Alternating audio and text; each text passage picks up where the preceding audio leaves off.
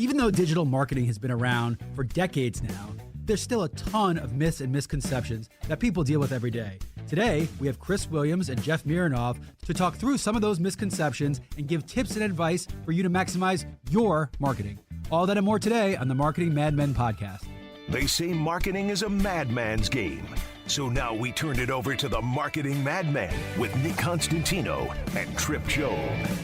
Happy Saturday. Welcome to the Marketing MadMen. Trip Job and Nick Constantino here live from the Battery. And, one of our, I guess, most requested topics, it seems like everyone we come in contact with, the first question is, hey, help me with digital marketing. I need to understand and how to maybe help out my website. And, so I think we got some experts today. Yeah, my eyes kind of roll when I say it because it's like, right, you're asking now? You're asking this question now? First off, you're late to the game. Second off, what I've come to realize, my radio marketing is not going to work unless you have some kind of digital plan in place. If they can't find you, if you're not amplifying the messaging, if you don't have that full funnel approach, you're screwed. Well, that's the key. I mean, I think that when I get that question and my eyes roll too, they think, okay, I found the silver bullet. It's SEO. Yeah. And they think that's where I'm going to spend all my money and this is going to answer all my problems. And that's part one of the problem. Yeah. Well, I think we just highlighted misconceptions, and I think that we're going to call this episode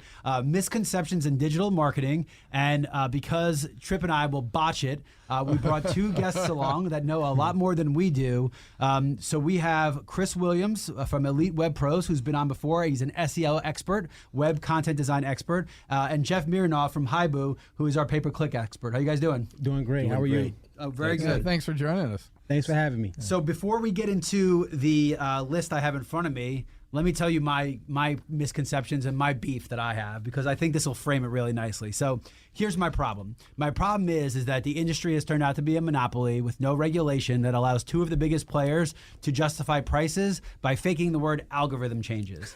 And most people out there have complied by being like, oh, it was an algorithm change. Okay, well, they're for-profit entities. Facebook just reported 20%. They're up 20% right now. Their sole existence is to make money. So when they say algorithm change, it's how hard they can screw you. And that's really what it comes down to. And the industry is built to be a self-fulfilling prophecy of just charging more and more for the same goods. And that is a great business principle. I wish I had thought of it, but that is not fair to an entire marketing community that is built, and to these poor businesses who are led to believe that this is said silver bullet. Trip, what's your beef before we get into it? And I do have a beef with that, but at the same time, and we've had capitalism, baby. I get it. We've had the golf industry in here, and tell me every year there's new technology. It's going to make your golf game better and better. And the reality is, year after year, there's new irons, new drivers, etc. You say how much change is there? Now, over a period of time, there's absolutely change, but year to year to year,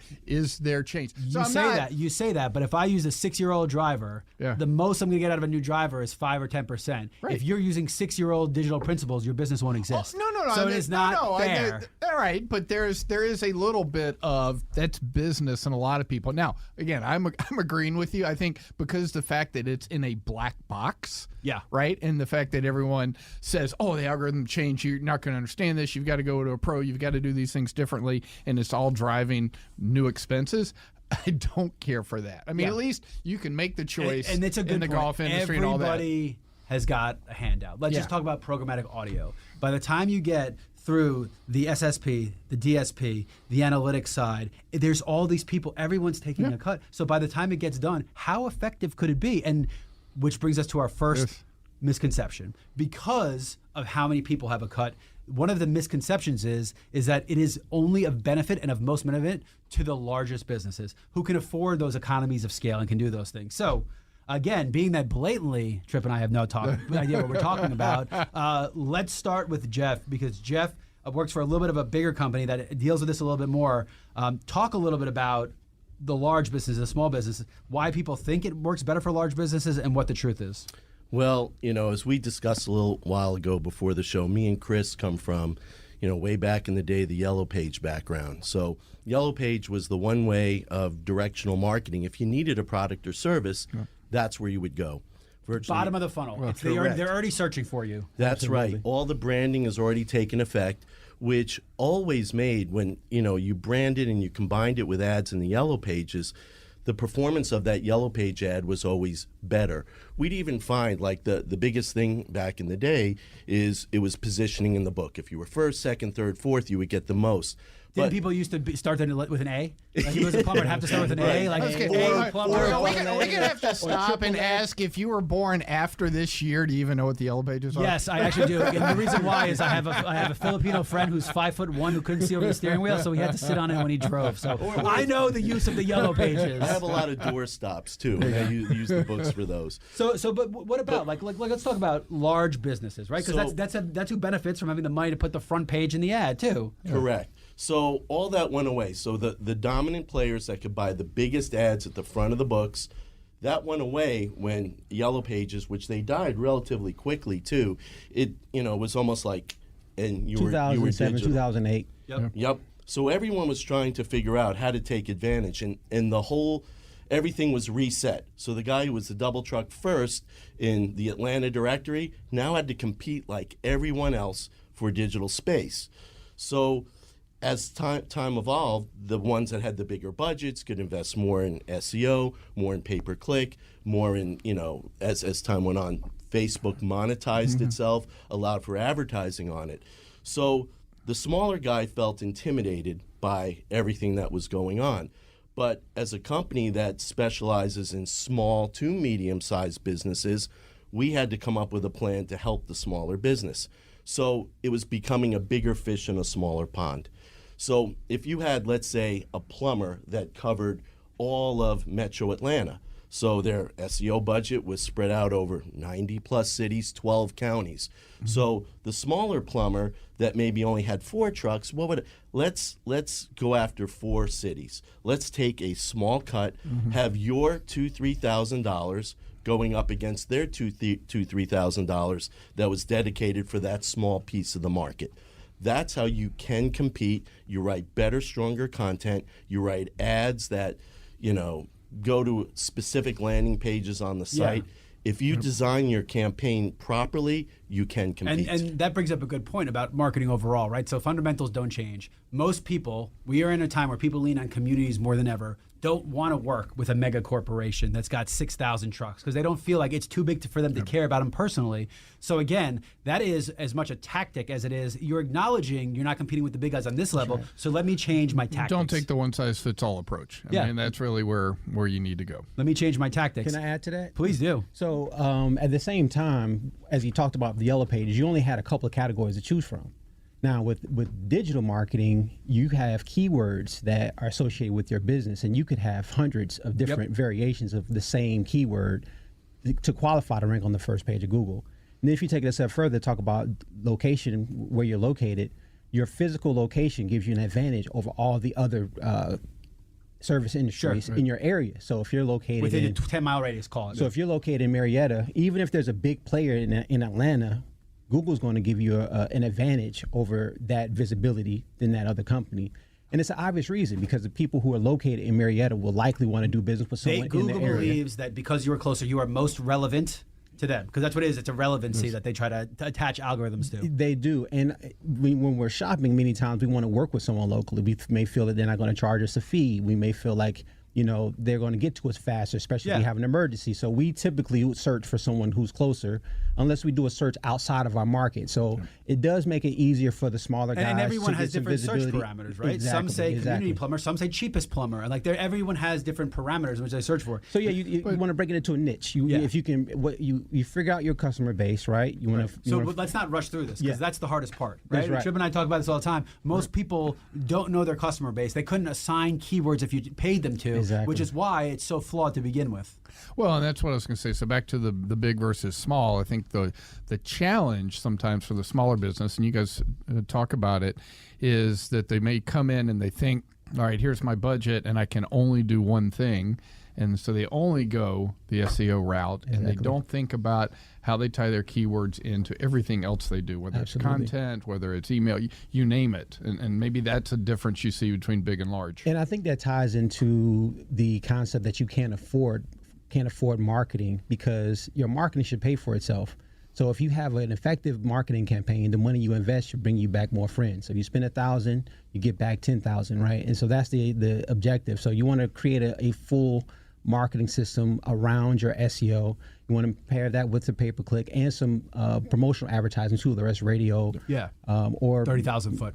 Yeah, and I think, one of the problems when we first started was everything required manpower. I think nowadays a lot of this is automated, which again, most people don't have a clue, but a lot of this is automated now, right? Getting yourself on every single different directory is much easier now than it used to be. It used to be a page after page to fill out. Now there's algorithms that'll run that'll get you on everything. So, most people think it's just Google Maps. Well, what if you're in an Audi and you're driving by a location? You want yourself to pop up on said Audi, so there are directories for all that stuff. All those things help with SEO. That's right. I think the other problem is that business owners tend to be egos. They tend to have huge egos. And if it's something they don't understand, as opposed to trying to learn about it or admitting they don't understand it, they go pish posh.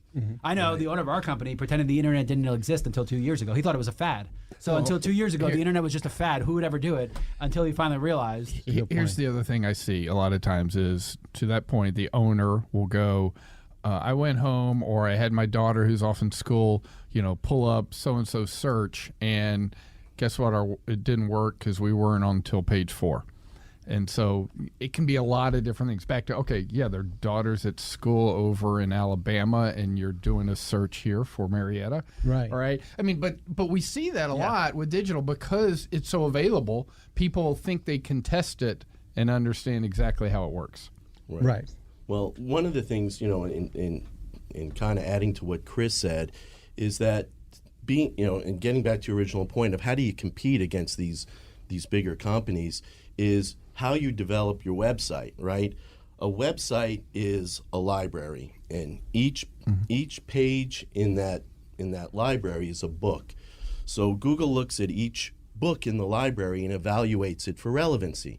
So if you're running a pay-per-click campaign, right, and someone searches for drain cleaning, you should have a page that talks only about drain cleaning on your website. Same thing with water lines or sewer lines. But with a call to action. Because this is ultimately what most people do wrong is they think it's just the more people have to click, the less they like it. And the location. You want to add your location as well. So there's a lot to that. But so we're bringing up great points. Manpower, guys. Like, what is the manpower? We're talking about a lot of manpower, which makes it think, is it cost effective? Right. So we're going to dive into that when we come back from the break. And we've got a lot of misconceptions I think will help our listeners. So you're listening to the Marketing MadMen on Extra 106.3. We'll be right back.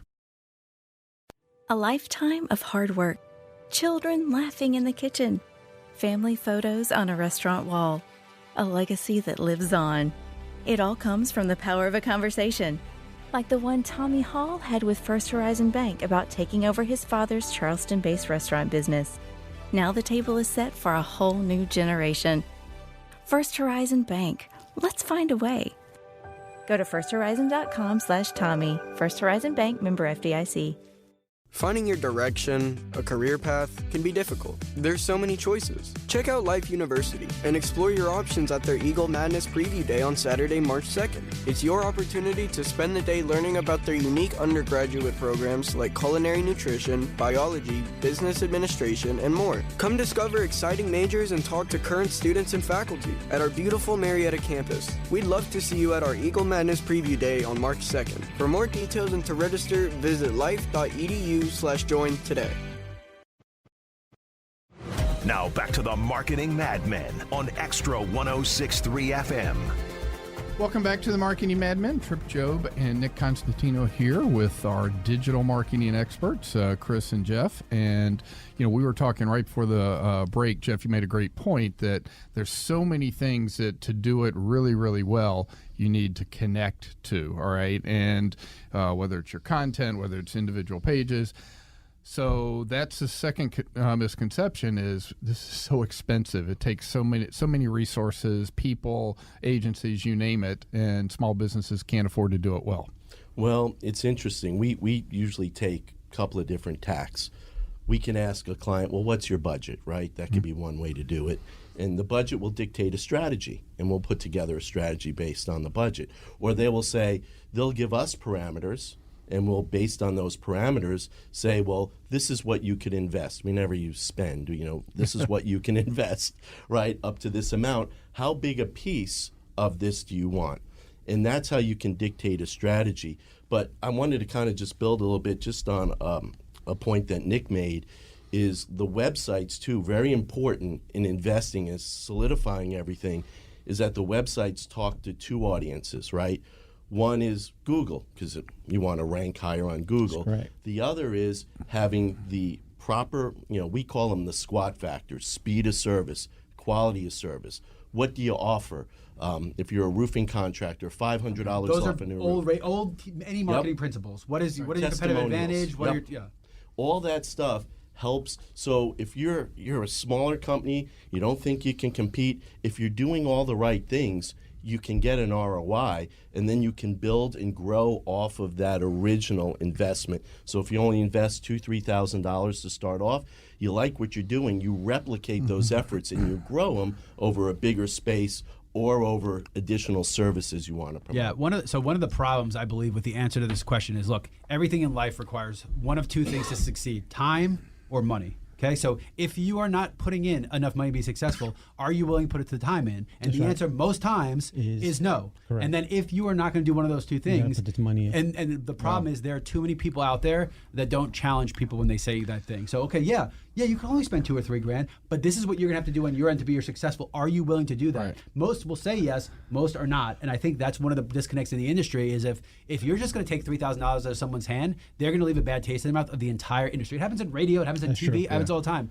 So I think one of the issues is we're not challenging back enough to explain, look, you can do this the way you're doing, but it's going to take 2 years to work as opposed to 3 months. Like if you're going to train for a marathon and you want to run a marathon, if you train 1 day a week, it's going to take a lot longer to train than if you train 7 days a week. Those are core principles. Well, and I'll go on a rant. We could go on the rest of the 20 minutes, but a lot of, I think, small businesses don't understand marketing. They think it is, create that catchy jingle and slogan for me, not the unique selling proposition that you talked about.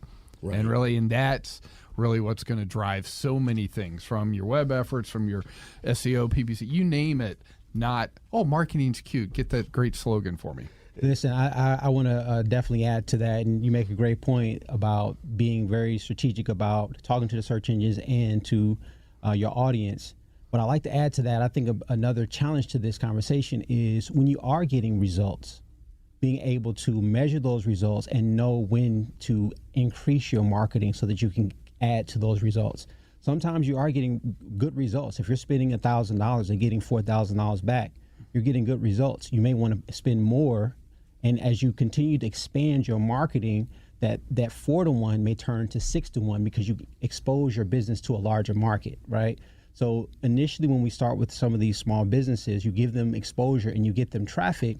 As they start to get results, if they can recognize by tracking their leads, tracking the conversions, they see the return on investment. Now they can start to make a larger investment in their business and then start adding other forms of advertising to their budget so that they can get a greater return, because it's all about more eyes. The more eyes who sees you, so let me ask you a question on that, Chris. So this is a misconception that I have. It might be wrong or right, and I'm going to challenge both of you to prove me wrong here. So while I completely agree with that, that's also a problem, because all you're doing is bidding for a same set of eyeballs. And if you go up in price, then your neighbor's going to go up in price and your competitor's going to go up in price. And everyone is continually bidding up said price. So the only person that wins is Google every time, or Facebook every time. Because in theory, you go and tell your buddy, oh my God, I'm seeing such great results. I'm doing this. Google's working. They go, well, I got to be on there. So now they come on there. And now Google says, hey, to compete, you have to spend this much because this person's spending this much. Because it's all public domain. They might not be saying your name, but you're saying your competitors are spending this amount to be here. So all of a sudden, you're just bidding over each other, and that money you're putting in might be less effective because it's that system. So again, I think the systems are rigged. To you spending more doesn't always mean you will see more success. But again, I see a problem there. No, I agree, and I think a lot of people take that tack. But what I heard Chris say is, when you have the metrics and you look at it, let's go back to the $1,000.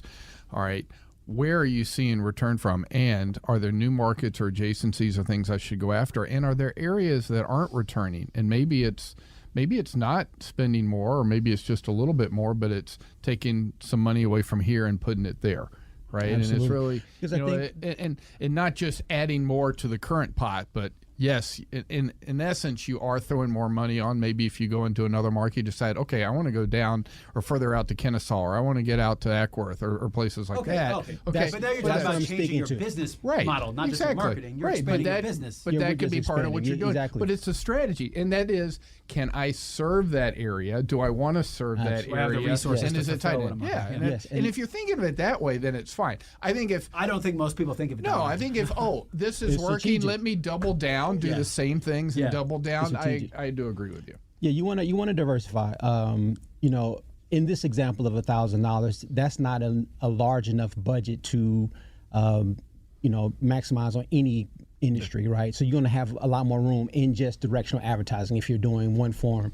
So you could add to that form. You can then adding another form. Like if you're doing SEO, you can add pay-per-click. If you're doing pay-per-click, you can add SEO, right? But then once you maximize on those, then you should definitely start adding additional forms of advertising so that you can expose your business to larger markets. So I'd always recommend my clients to brand their business, because any advertising you do when people are searching for you will only be better if they're now searching for your name. And so you bring up a great point. So you're the SEO guy. You're telling people to brand. I'm the branding guy, and I'm telling people to do SEO. This is what's broken. Okay? SEO is better when you brand. Most It's so SEO much better people and most when you pay-per-click brand. people think they're fighting over the same pools of money, so they don't have honest conversations with clients of how this all works together. They are out for their own interests and their own agency's interests, which is screwing the client, because ultimately when the three of us talk, that's what maximizes a return for a client. When you realize that 30,000 brand assault is only going to make my pay-per-click more effective. It's going to only make it easier for Google to index, because more people will be looking for it.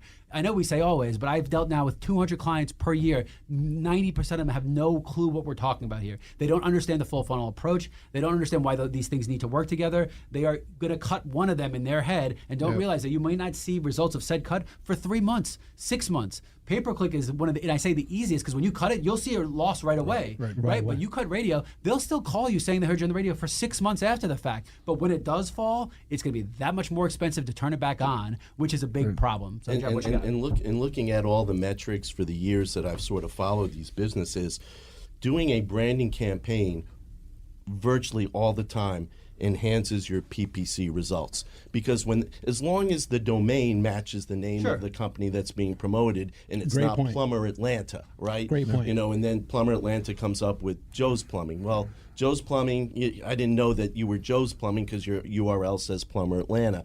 But to your point in terms of cost and competition, the thing that you realize is that you can look at all the keywords. You kind of in starting out, SEO is not going to be there right away. It's going to take 3 to 6 months from when you start out. PPC is immediate, so you get those leads, and as you add in SEO leads, your overall cost per lead from digital will go down. But to get those PPC leads down, you're working on a couple of factors.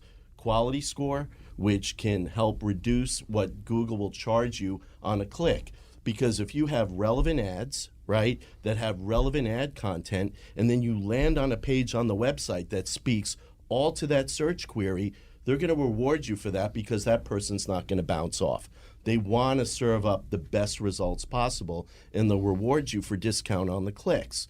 And the other way you can do it is, we do search query reports every month. We get rid of the non-performing keywords, whether they're overpriced, whether they're not converting, and that's how those campaigns, the PPC campaigns, though they're immediate, they get better over time. You bring up a good point, because another thing I know people don't do is they don't think that they need to watch it as often as you said, right? This is a constant monitoring. This is why you're taking a cut, because you are constantly monitoring and removing bad performing and moving up. Now, also, don't think you're going to do 2 days of keywords and see results. You need 3 months. You need months of data to make smart decisions. It's, again, we're broken as a country. We don't understand statistics. We don't understand margin of error. These are all principles that have been taught. You have to understand it takes a certain amount of time to really see set results. You're within and the right results, because you guys, and I think it's fantastic you both mentioned not just cost per leads, because that's what you hear from the run-of-the-mill SEO expert.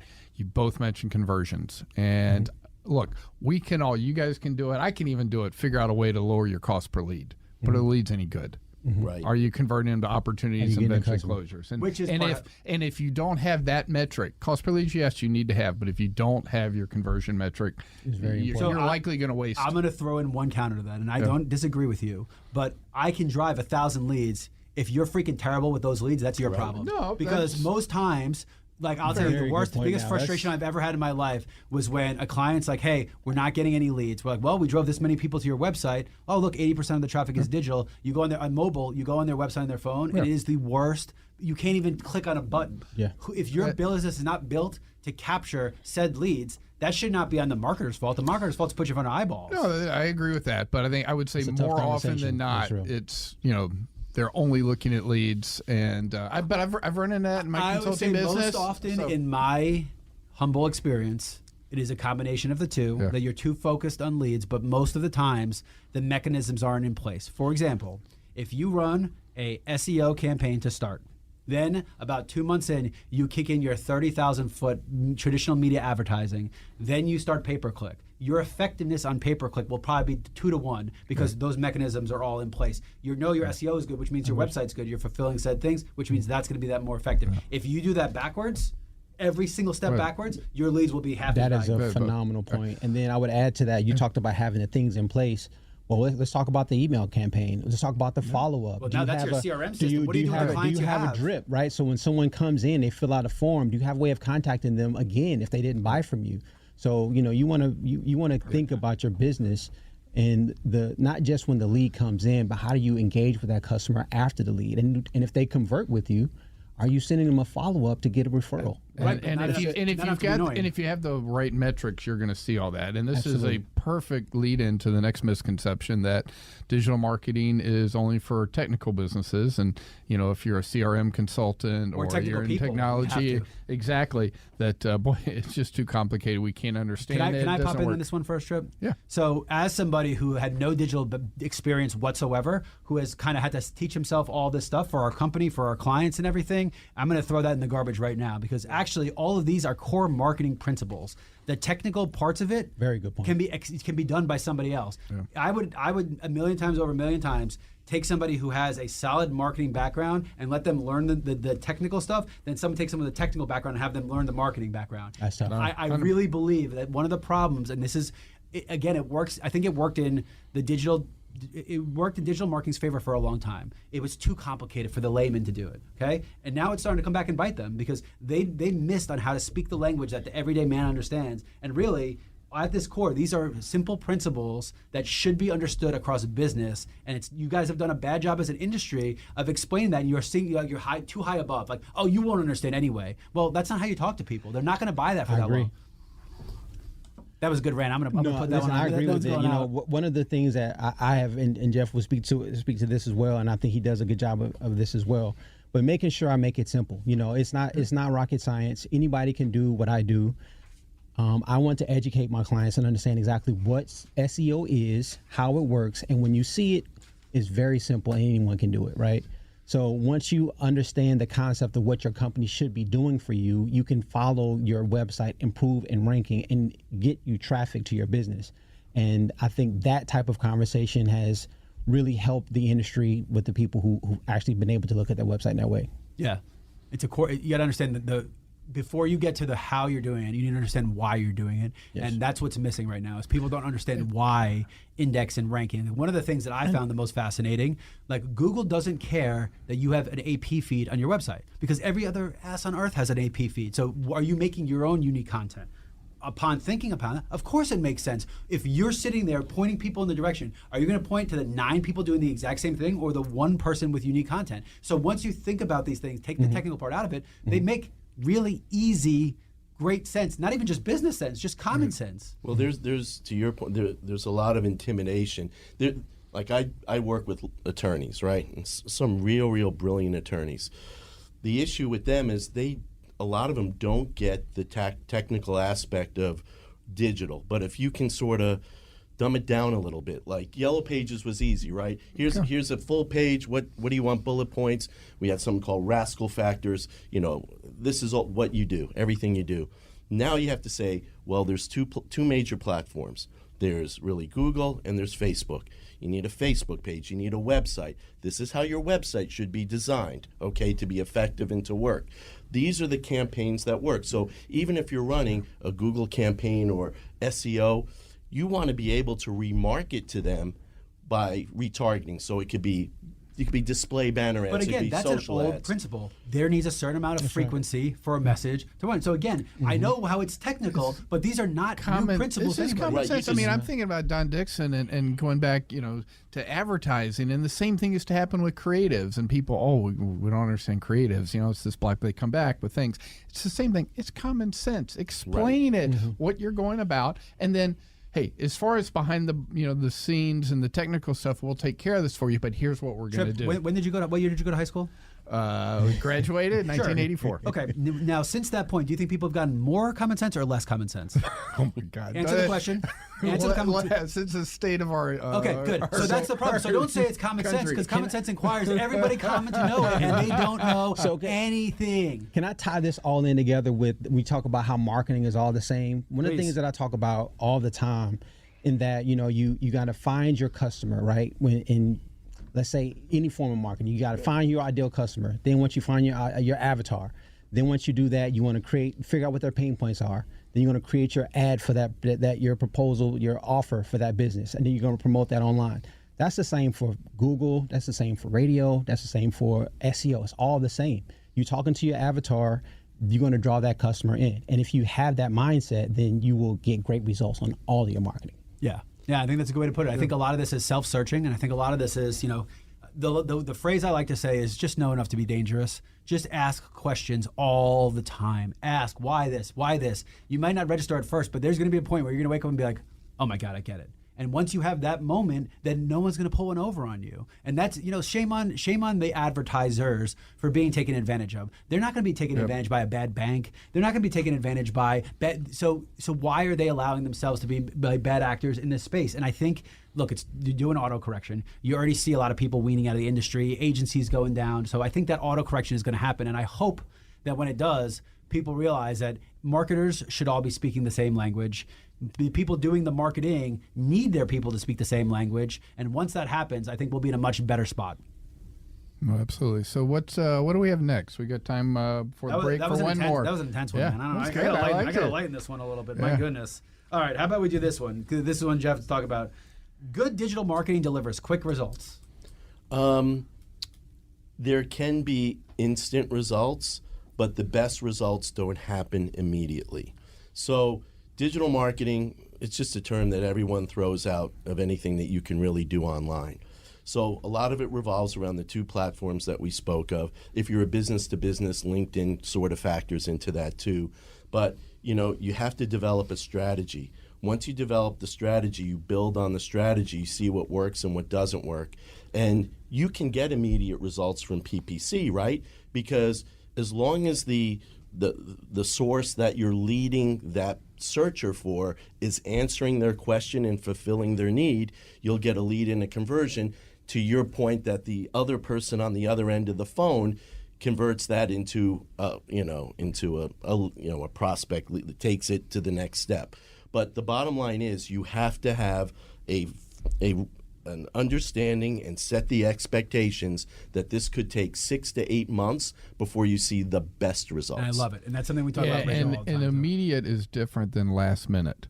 I'm sure you've had the case of there's events or something coming up, seasonal type nature of things, and someone comes to you 3 weeks before the season kicks off, and that's not immediate. That's last minute. Right. Yeah, Right. and there are mechanisms for that. You'd have to spend more money in that small window. I mean, again, it's either time or money. If you've missed the time to set it up, then you flood the system, and you can do it. I think one really ultimate point here, when you're looking at all of this together, when you're looking at timing, when you're looking at all these stuff, if you do not, from the beginning, lay out what you're trying to do, lay out your plan, go about your plan. If you do not lay that stuff out to begin with, then you're going to be shooting from the hip every single time you do something. So again, like I said, which part of this, what is your first strategy? Is it SEO? Is it web design? What's your first step?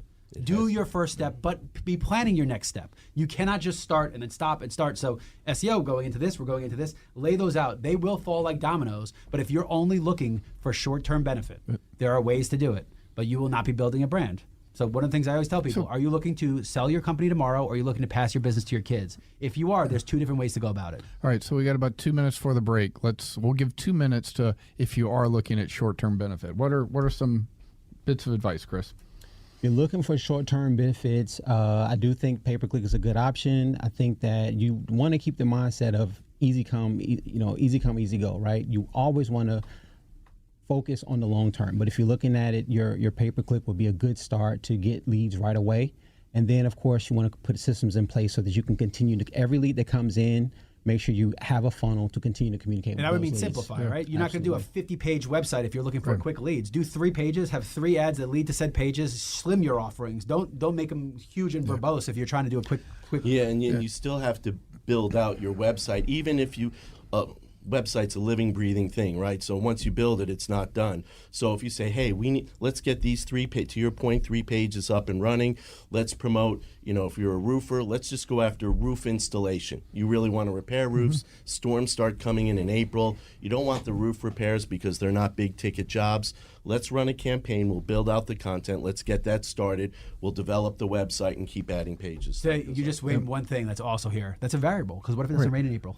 Because what if it doesn't snow? I mean, people do this all the time. They make all the plans. You still need to change sometimes. Right. We have months. Correct. It's gorgeous. It's going to be 70 degrees today. Who's thinking about heating in February? It's Right, tough. and that was one of the things when we talk about short term is, and granted, we used to have larger budgets in B2B, but I used to keep about 10% that was, I called experimentation budget.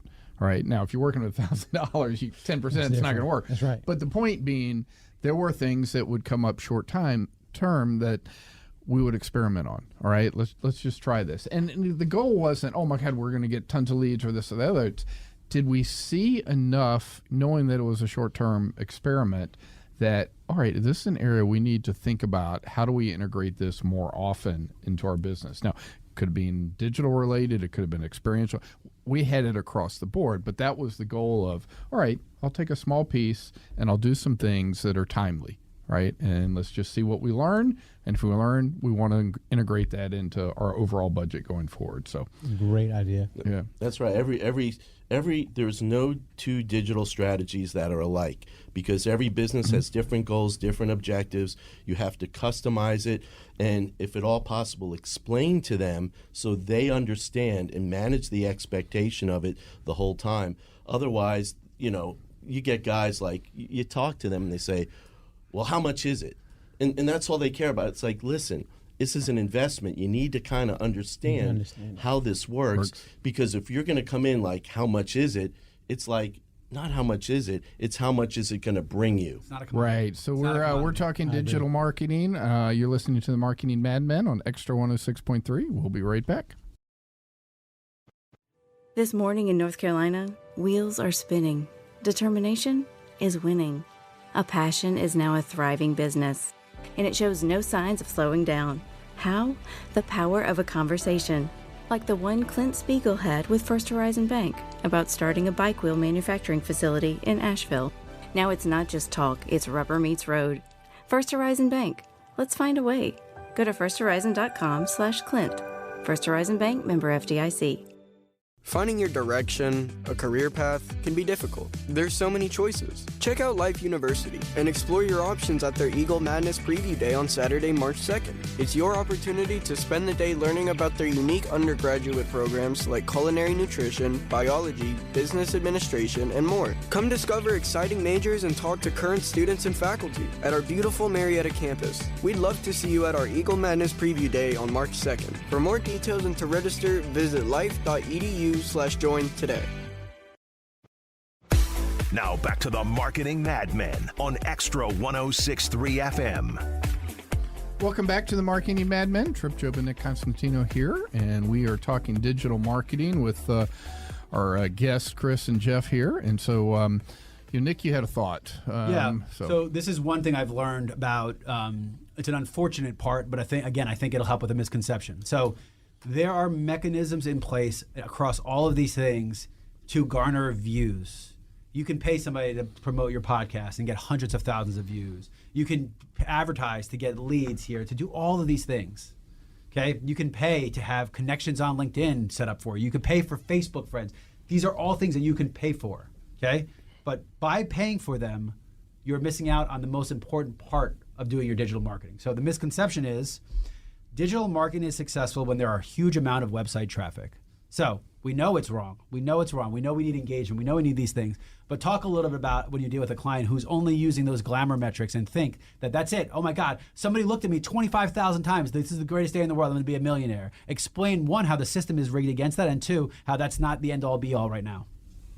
Well, that's a huge misconception, and that was one of the first things I learned as a SEO when I got into the business. When I saw one of my first websites generate 8 clicks and generate 4 phone calls. Like, it was amazing that they had so few calls. At the time, they were talking about 13,000 impressions and all these huge numbers, but to see that you can get those type of results, well, what if I can get 100 clicks? How many phone calls would I get, right? So now you start thinking about, let me just add enough value on each of these pages, because I saw the traffic that was coming in was directly correlated to what the person who had the need would be searching for. So that was a very powerful thing. And I think that if you're focusing on adding value in any of your marketing, whether it's SEO, paid ads, social media, radio, you're gonna get the best results because the people resonate with your message, and then they'll convert. Yeah, so impressions aren't the only thing. So, then they talk about engagements or resharing. There are all these things that they're just throwing at you. And like,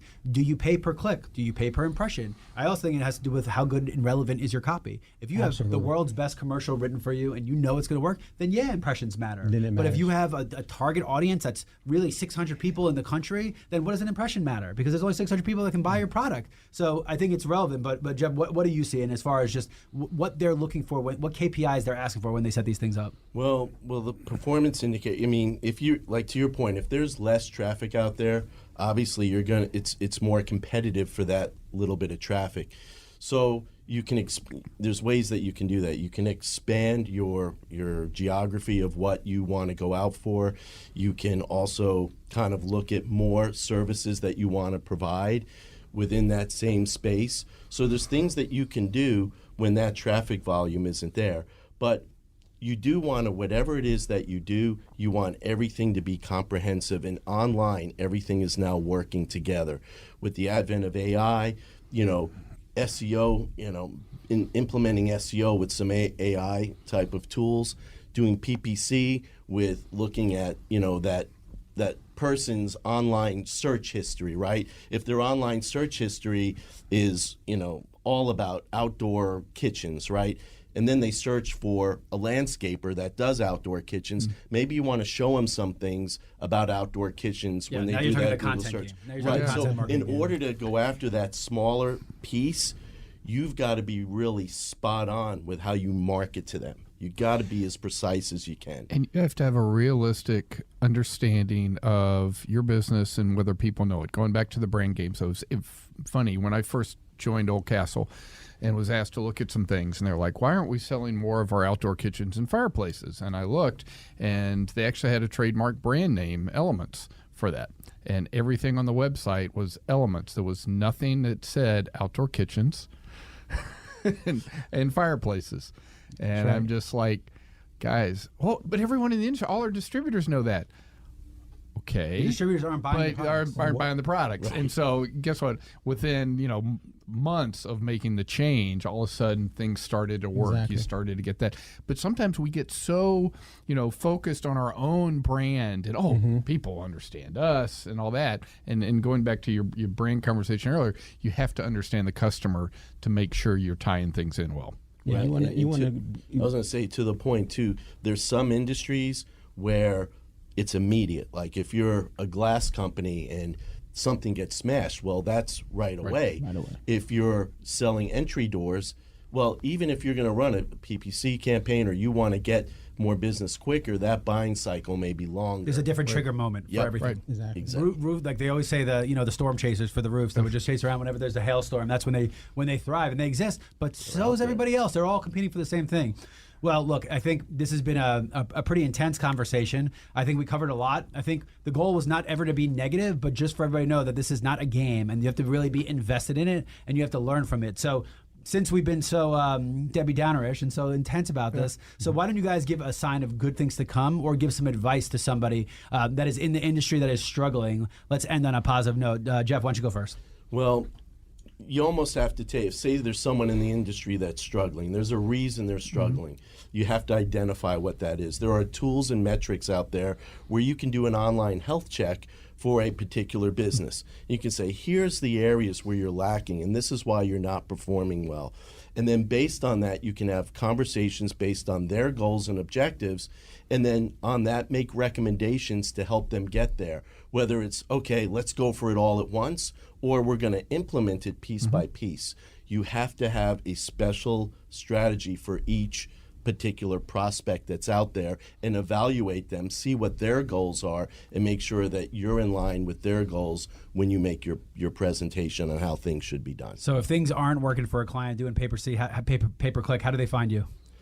Just give me a call on my cell phone. I'm local in the metro Atlanta area. A lot of digital marketing companies are going to service you out of California, whatever. I'm in Johns Creek, and my cell phone number is 678-886-6687, or Jeff. Ladies, did you hear that? Write that one down. I think I've seen it in a bathroom stall once or twice, too. I have a face for radio. But or jeff.mironoff@hibu.com. Wonderful. Chris, what about you, bud? You can find me on Instagram at Chris Williams Inc. My company is Elite Web Professionals. Something positive I would like to say about the market is that it's wide open, guys. Like if you want to get visibility, just add value. Think about what your customer needs. Think about the service that you offer and their pain points, and put that information on your website. Create a solution. Answer a question with the blog. Use video to explain and solve a problem. Or create a tool on your website that makes it easy for them to get the information. Many people want to know what the price is or what you do.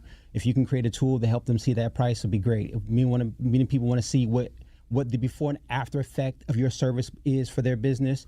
If you can create a cool tool on your website, will allow them to see what it looks like before and after with your done for you service. That would be awesome. So just think about what your customers need and be a solution. And you'll make a lot more money, and they'll be a lot happier. Do you ever, to that point, and we talked earlier, do you ever tell someone very bluntly of, here's an example of a customer who did all the strategy, and here's what we got for them. Here's someone who came in, didn't have the back end, the website, and all that, and here's the results they got. Jeff and I both do that on every call. You definitely have to have case studies where you can show this is what we were able to do, and it's very helpful, especially when it's in the same industry. You can show them, take them on a journey on Google search, right? And you can see, okay, this is the keyword that someone may be searching for this industry. Look at where my client ranks and look at their results. And then, if you can show them the phone calls, you can show them the clicks. It makes it a lot easier. And again, you make it simple. The easier it is for them to understand, and it makes sense. It's an easy decision. And at that point, it's about, okay, let's monitor our return on investment so we know when to add additional marketing to it. Fantastic. Great episode. Great discussion on digital marketing. And Chris and Jeff, thanks so much for joining us. Thanks for having us. Yeah. Talk value, not price. Stop talking about price. It's about value. And investments, return on your investment. You heard that here. So you've been listening to the Marketing MadMen on Extra 106.3. We will be back next week.